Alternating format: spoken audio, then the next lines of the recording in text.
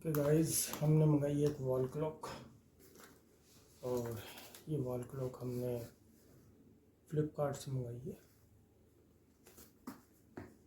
329 रुपये की ये वॉल क्लॉक है, जिसकी अनबॉक्सिंग हम लोग आज करेंगे और देखते हैं। देखें,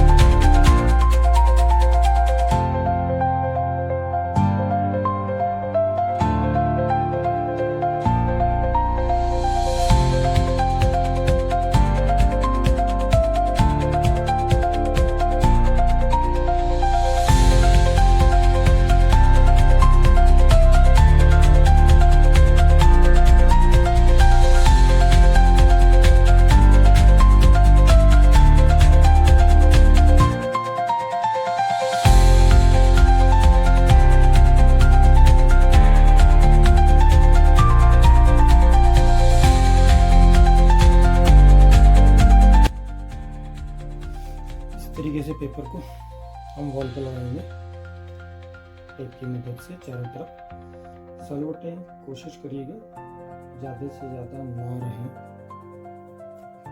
अब हम इसके ऊपर एक एक डिजिट लाके चिपकाएंगे वॉल पे और उसके बाद में जब हमारा काम सारा कंप्लीट हो जाएगा तो घड़ी लगाने से पहले इस पेपर को रिमूव करेंगे।